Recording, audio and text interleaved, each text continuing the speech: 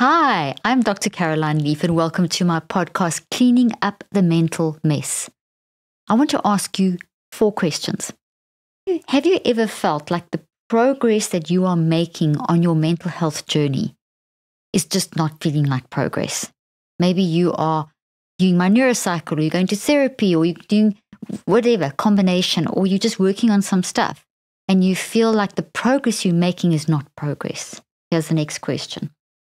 Or is your progress that you're making not what you or others are expecting from you?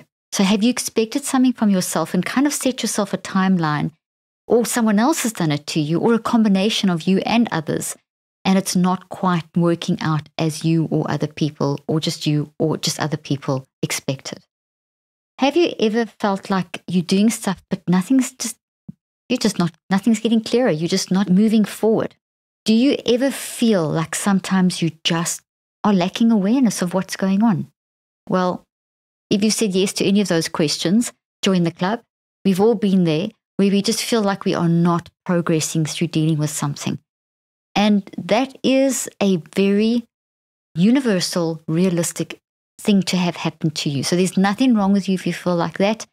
In fact, just the ability to have said yes to my questions shows that you are actually progressing, because you have the insight to stand back and evaluate yourself and see where you're at. And that even if your answer is, I'm feeling like I'm not progressing, I'm feeling like I don't have awareness, I'm feeling disappointed in my lack of in not meeting the expectation that I had, I'm feeling pressured by the expectation of others. Just those alone, just that insight alone is progress. I think we've defined progress and growth and dealing with stuff in a way, or we've been encultured, or whatever it is. We've been kind of led to believe that there's certain things that you have to achieve, and if you don't achieve them, you're not actually making progress. Well, I want to free you from that today, because just the insight that you feel like that is progress. You see, when I worked with my patients, I saw something called the treatment effect. And you've heard me speak about this before if you've listened to my podcasts. And I've shown this in my research too, that there's a neurophysiological change as you are going through the journey of healing. And sometimes you can hit a point where these kinds of feelings can hit you, and you just feel like you're not moving forward. But that in itself is part of the treatment effect, because sometimes it's slower than what we want, or it just doesn't feel like the dramatic growth maybe that you had from the day before, or a week before, or the last time you worked on something. It just feels like you're not getting the same kind of feeling. And that is okay. It's part of the journey. Any insight that you have into where you're at, or where you feel you aren't at, is progress. It means that you've moved. You're different from how you were yesterday. You're not the same as you were yesterday. You are moving forward, because today you are able to develop the insight to look forward. So what do you do in those situations? How do you look forward? How do you recognize, okay, this is something to do with this treatment effect, where things get worse before they get better, or they get stuck before they get better, but that's all still part of this progressing through our mental health journey. How do we move on from there? Because it can be kind of demoralizing. You know, I've found in my own life that I've been working on something, and it's happened to me where I've been working on something and I just feel like it's not moving forward. But I know now from my research, I know from my own experience, and I know that I need to apply what I help other people with in my own life. And I've stopped and I've said, hey, remember, Caroline, this in itself, this insight, this awareness that I feel like I'm stuck is also progress. And immediately as soon as I do that, I shift out of literally toxic stress, and I shift into being able to see this differently. I find out myself starting to embrace, process, and reconceptualize, and look at this thing differently, and I feel different. Okay, so let's see what the answer is on when you get into this state, what can you do? So first of all, let's start with this whole concept that the lack of awareness, let me just re-emphasize that this lack of awareness is actually progress. It's insight that you're battling with, this battle with awareness. It's actually an insight, and it's an excellent insight. You see, if you think of trees that are the roots of trees, they kind of cross over each other. And when we start working on our stuff and start facing stuff, we can activate certain areas in our origin story where this is coming from that we're not quite ready to deal with yet, or that are really deep in the ground and are only partly showing, and it takes a bit more time and work to kind of dig them out. And that sort of semi-activation of you see something, but it just doesn't feel like you're moving forward, is still a message moving from the non-conscious to the conscious mind. And that's why I say it's excellent insight. So it's still a movement it's still a movement of energy, thought energy inside the thoughts moving through the non-conscious, through the subconscious, into the conscious mind. So scientifically and neurophysiologically, things are actually happening, okay? And also you're starting to get a little control over that just by the mere fact that you're aware that you're not aware, or you're aware that you're not progressing. When it comes to the concept of other people's expectations, then and your own expectations, you can do some work around that. So if you feel you're not progressing or you're not meeting the expectation that you had, it's really good at that point to stop and ask yourself the question, well, what was my expectation? And what were my criteria to meet that expectation? And why do I feel that I have failed those criteria? And what can I do to change those criteria? So when you do that, if you take a little bit of time out from the healing journey and do a little bit of an analysis, that can get you back into the healing journey. If it's someone else's expectation, you can then say, okay, well, someone else's expectation of me, I need a question. Is it a valid expectation? Is it important to your healing journey? Is it important to your relationship? Does it require a discussion? And a discussion would be very important, because you would need to say to that person, hey, I feel, you're making comments like almost like, why aren't you healed yet? And I need to know, what are your criteria for saying that? Not aggressively. Aggression is just going to stimulate a negative response. But you are totally within your rights to say, I'm feeling this pressure from you. I feel like I'm not expecting your need. Have I misunderstood you? And what are your criteria that you're expecting from me to progress? And let's talk about those and then bring those into the light. Maybe they say, oh no, I'm sorry, you misunderstood me. Or maybe they say, yes, well, I really thought this, and this.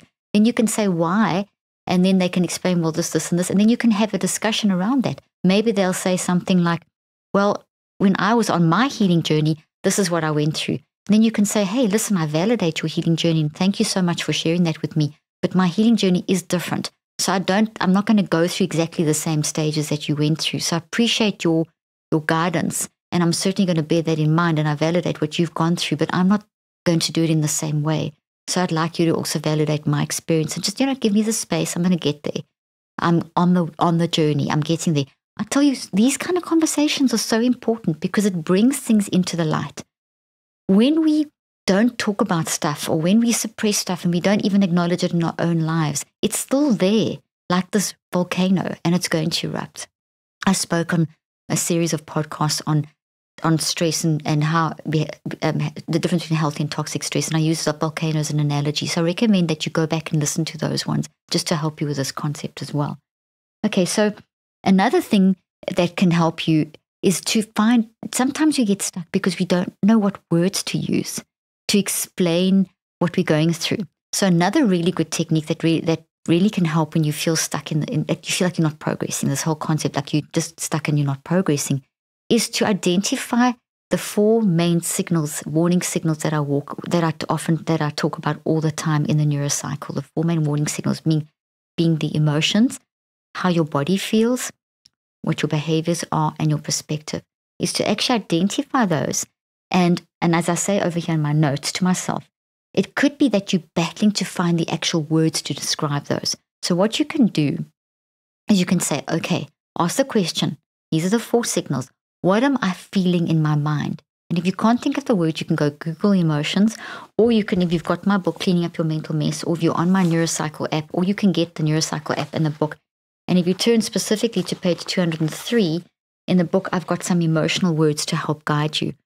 And sometimes what we need to do is just read some of these words, and then that gives us the words that we're looking for, or prompt us to find a way of describing that signal, and that can get us unstuck. So for example, when you ask yourself, what am I feeling? You can answer things like, today I feel, and then I have a whole list of words here. And this resource is also in the Neurocycle app. And the words, I'm just going to read a few of them. Affection, anger, angst, anguish, annoyance, anxiety, apathy, arousal, awe, boredom, confidence, contempt, contentment, courage, curiosity, depression, desire, despair, disappointment, disgust, distrust, dread, ecstasy, embarrassment, envy, euphoria, and so I go on. So that in itself, sometimes when I get stuck, I will go and think, okay, is it that I don't know what the word is? Do I need a prompt?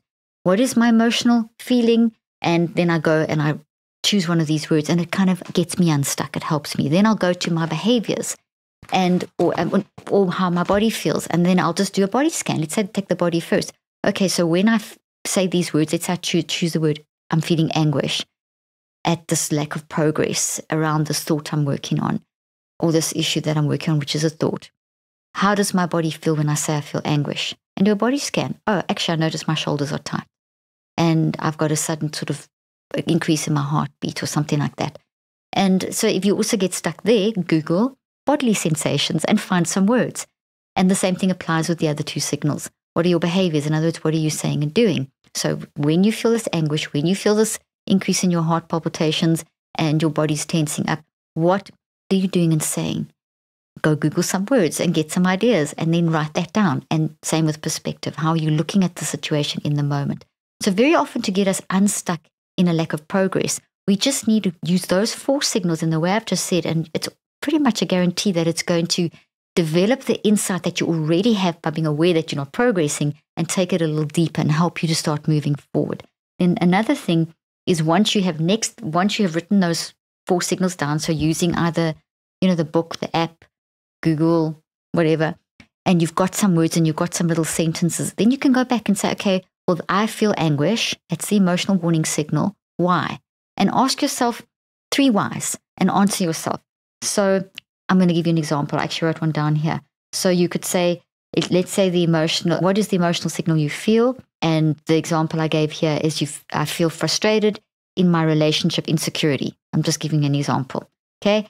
And then why do you, so there the emotional signal is frustrated in the emotional insecurity. So there's a relationship, the toxic thought in this particular example is there is a relationship insecurity. So that person's feeling insecure in their relationship.